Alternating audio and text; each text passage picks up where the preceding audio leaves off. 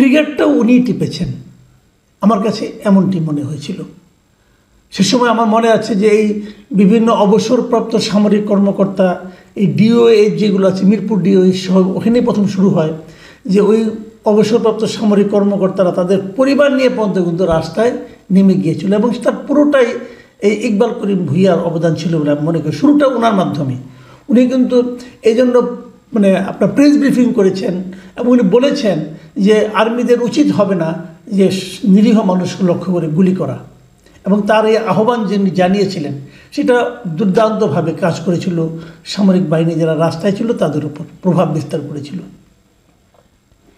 তো এই ভদ্রলোক ওনার ফেসবুক অ্যাকাউন্টে বেশ কয়েকদিন ধরেই একটা করে স্ট্যাটাস দিচ্ছিল, সেটা ছিল বেসিক্যালি সামরিক বিদ্রোহ, সামরিক অভ্যুত্থান, গণবিপ্লব, এইগুলো নিয়ে দেশে দেশে কীভাবে হয়েছে, আমাদের দেশে কিভাবে হয়েছে, কোনটা কিভাবে হয়েছে, সবগুলি উনি ধারাবাহিকভাবে প্রকাশ করছিলেন। এরকম 1-2 করে করে 17 খণ্ড উনি প্রকাশ করেছেন।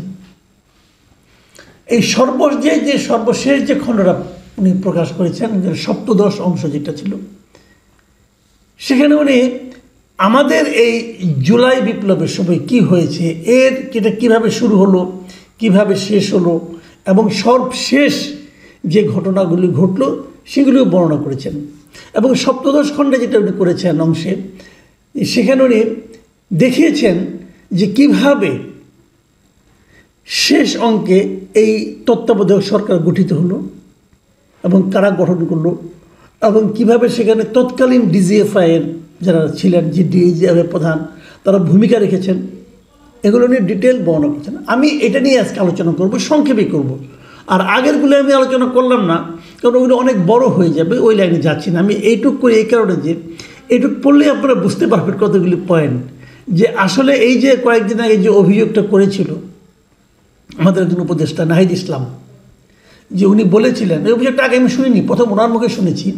উনি বলেছিলেন যে এই রাজনৈতিক দলগুলো সেনা নিবাসে যে সেনাপ্রধানের সঙ্গে এক ধরনের ষড়যন্ত্র করছিল ক্ষমতা দখলের, এবং তার এই অভিযোগটা তখন আমি বুঝিনি। আসলে সত্যি কথা বলতে গিয়ে এই ধরনের অভিযোগ আগে শুনিনি, তো বুঝিনি। কিন্তু এই ইকবাল করিম ভূঁইয়ার এই লেখাটা পড়ে আমার কাছে মনে হলো নাহিদ ইসলাম তো ভুল কিছু বলেননি, আসলে ঘটনা তো সেভাবেই ঘটেছিল। আমি বরং ইকবাল করিম ভূঁইয়ার লেখাটা আপনাদের কিছু কিছু অংশ পড়ে শোনাই, আপনারাই বুঝতে পারবেন। উনি লিখেছেন, শেষ দৃশ্যটা ঘটে সেনা সদরে, যেখানে সেনাপ্রধান এবং নৌ ও বিমান বাহিনীর প্রধানরা মেজর জেনারেল ফজলে ইলাহি আকবর ব্র্যাকেটে বিএনপি ও ডিজিএফআই মেজর জেনারেল হামিদের মাধ্যমে 5টি রাজনৈতিক দল আর আইনের শিক্ষক আসিফ নজরুলকে ডেকে পাঠান। তারপর উনি ব্র্যাকেটে লিখেছিলেন, এটি ছিল একটি বিতর্কিত পদক্ষেপ, যেখানে বিজয়ীদের কাছে যাওয়ার কথা, সেখানে উল্টো বিজয়ীরা বিজিতদের কাছে রিপোর্ট করে। শোনা যায় সেখানে রাজনীতিবিদরা ও আসিফ নজরুল সেনাপ্রধানের, রাষ্ট্রপতি ও সংবিধান বহাল রেখে আগের তত্ত্বাবধায়কের আদলে অন্তর্বর্তী সরকারের অধীনে দেশ চালানোর পরামর্শ মেনে নেন। মানে এই ধরনের পরামর্শটা দিয়েছেন সেনাপ্রধান, সেটা এই রাজনীতিবিদরা এবং আসিফ নজরুল মেনে নেন। এই হলো ইকবাল করিম ভূঁইয়ার বক্তব্য। এই যে ঘটনাটা ঘটেছে, এটাকে উনি কীভাবে বর্ণনা করেছেন, উনি বলেছেন যে বিপ্লব জোরালোভাবে শুরু হয়েছিল তা শেষ পর্যন্ত একটি অকাল সিজার, ইনভার্টেড কমার মধ্যে রেখেছেন, একটি অকাল সিজারের মতো জটিল কৌশলের মাধ্যমে অনেকটাই মিইয়ে যায়। কিছু ক্ষমতাবান লোক মূল নাটের গুরু হিসাবে থেকে যান। তার মানে যে বিপ্লবটা শুরু হয়েছিল সেই বিপ্লবটা কীভাবে ধ্বংসপ্রাপ্ত হলো, এই জায়গাটা উনি বলেছেন যে একটা প্রিম্যাচিউর বেবি যেরকম সিজারের মাধ্যমে বের করে নিয়ে আসে, সেরকমভাবে এই বিপ্লবটাকেও একটা প্রিম্যাচিউর বেবির মতো, অকাল সিজারের মতো জটিল কৌশলের মধ্যে ঢুকে গেল, এবং কিছু ক্ষমতাবান ব্যক্তি এর মূল নাটের গুরু হিসাবে থেকে গেল। এখন উনি বিপ্লবটা কেমন হতে পারত সে সংক্রান্ত কিছু কথা বলেছেন। তিনি বলেছেন, যদি আদর্শভাবে ফরাসি ও রুশ বিপ্লবের ন্যায় এই বিপ্লব সম্পূর্ণ সাফল্য পেতে চাইত, তাহলে হয়তো গণভবন ও বঙ্গভবন একযোগে দখল হতো, বিদ্যমান সংবিধান ছিঁড়ে ফেলা হতো, আর আগের শাসনের সহায়তায় যেসব ঊর্ধ্বতন সামরিক কর্মকর্তা নিষ্ঠুরতা চালিয়েছেন তাদের সবাই হয় দেশছাড়া হতেন বা বিচারের মুখোমুখি হতেন। গড়ে উঠত একটা বিপ্লবী পরিষদ যারা নতুন শাসন ব্যবস্থা প্রণয়ন, মৌলিক সংস্কার এবং গণভোটের মাধ্যমে নতুন সংবিধান প্রতিষ্ঠার পথ তৈরি করত। ওনার এই পরামর্শটা আমার কাছে অসাধারণ মনে হচ্ছে। উনি এই কথাটাই বলেছেন যে এটা আসলে তো বিপ্লবের মাধ্যমে সরকার পতন হয়েছে, কিন্তু বিপ্লবের মাধ্যমে সরকার গঠন হয়নি। That was the main problem. এবং যে কথাটা আমি বারবার বলি, অনেকে আমাকে ভুল বুঝেন যে এই কথাগুলো আমি কেন বলি। আমি সবসময় বলি যে আপনারা তো সংবিধানের অধীনে শপথ নিয়েছেন, আপনারা কেন নিতে গেলেন? নিতেন না, বলতেন যে এই সংবিধান আমরা মানি না। যখন আপনি সংবিধানের অধীনে শপথ নেন তখন তো আপনাকে সংবিধান মানতে হবে। আমি এই কথাটা শুরু থেকেই বলছি। এটাকে অনেকে অনেক রকম ব্যাখ্যা করেন ভাই, কিন্তু আপনি এখন ব্যাপারটা বোঝার চেষ্টা করেন। উনি এই কথাই বলেছেন যে এদের উচিত ছিল সংবিধানটাকে ছুঁড়ে ফেলে দেওয়া, যে এই সংবিধান আমরা মানি না, এই সংবিধানের আলোকে শপথ দেওয়ার কোনো প্রশ্নই ওঠে না। নিলেন কেন? কেন নিতে গেলেন? এই জায়গায় বিপ্লবীরা সবচেয়ে বড় ভুলটা করেছে। তাদেরকে কে প্ররোচিত করেছে? তাদেরকে এখনও আইডেন্টিফাই করার সময় আছে। আইডেন্টিফাই করেন, বলেন তোমরা আমাদেরকে ভুল বুঝিয়েছ। আপনি বিপ্লব করেছেন ভাই। রাষ্ট্রের প্রধান দুইটা স্তম্ভ, রাষ্ট্রপতি এবং প্রধানমন্ত্রী। আপনি প্রধানমন্ত্রীর পতন ঘটাইলেন, রাষ্ট্রপতি পতন ঘটাইলেন না কেন? তখন রাষ্ট্রপতি কাছে গেলেন আপনি শপথ নিতে। শপথ নেওয়ার পর আপনি এখন বলেন যে আমি রাষ্ট্রপতি মানি না, আমি সংবিধান মানি। এখন তো আপনি বলতে পারবেন না, তা আগেই বলতেন। আগে না বলে ভুলটা করেছেন। তারপরে দেখেন উনি কি বলেছেন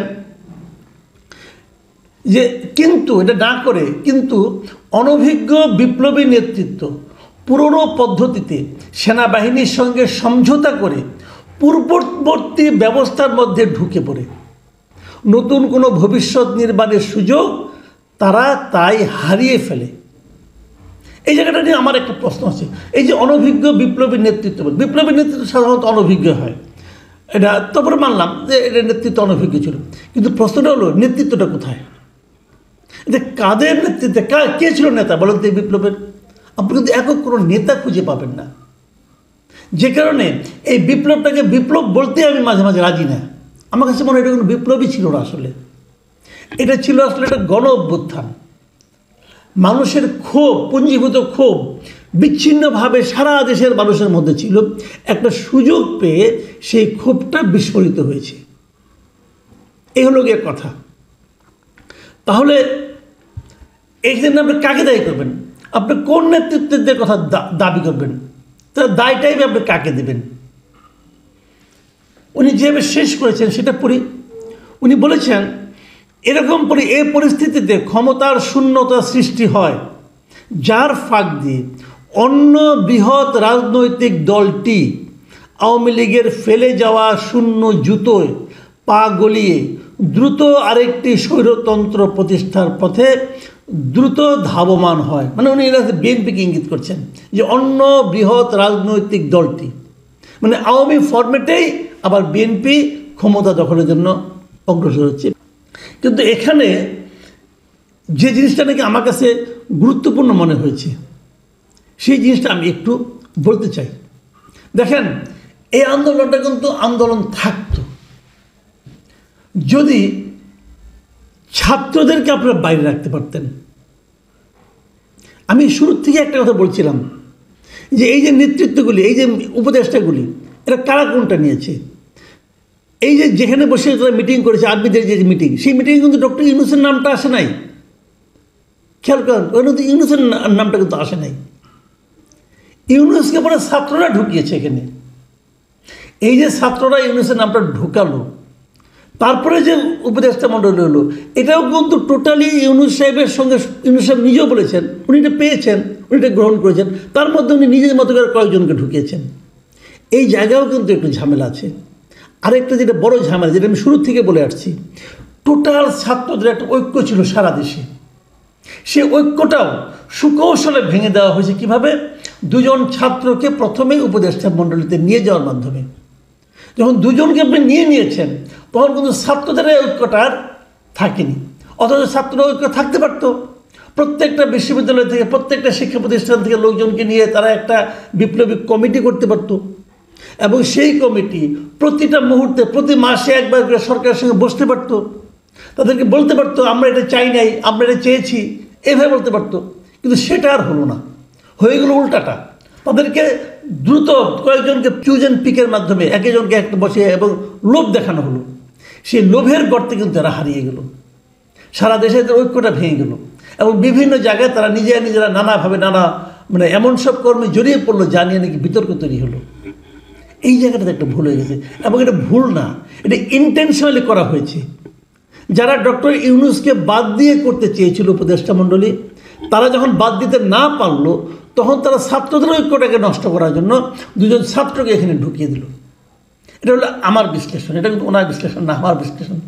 তারপর আমি বলবো, এই পুরো আন্দোলন নিয়ে যারা ভাবছিলেন, তারা এখন নতুন করে এই ইকবাল করিম ভূঁইয়া সাহেবের এই যে স্ট্যাটাস এবং ওনার যে লেখা ডিটেল আপনারা পড়ে দেখতে পারেন। আপনারা পড়লে বুঝতে পারবেন উনি বিপ্লবটাকে কীভাবে ডিফাইন করেছেন, এই আন্দোলনটাকে উনি কীভাবে দেখেছেন। এবং আমার মনে হয়েছে এটা খুব একটা নির্মোহ বিশ্লেষণ হয়েছে। কিছু কিছু ক্ষেত্রে আপনার সঙ্গে মিলবে না, আমারও মিলেনি, তাতে কিছু যায় আসে না। সব কথাই আপনার মানতে হবে অথবা আমার মানতে হবে তা তো নয়, প্রত্যেকটা মানুষই আলাদা। কিন্তু মোটা দাগে আমার কাছে এটা একটা খুবই নির্মোহ বিশ্লেষণ মনে হয়েছে। এবং আমার মনে হয় এই আমাদের আন্দোলন নিয়ে অথবা গণ অভ্যুত্থান যাই বলেন, যে নামে অভিহিত করেন না কেন, এটা নিয়ে আরও এই ধরনের যারা সঙ্গে জড়িত ছিলেন সবারই নানা ধরনের বিশ্লেষণ এবং মূল্যায়ন সামনে আসা দরকার।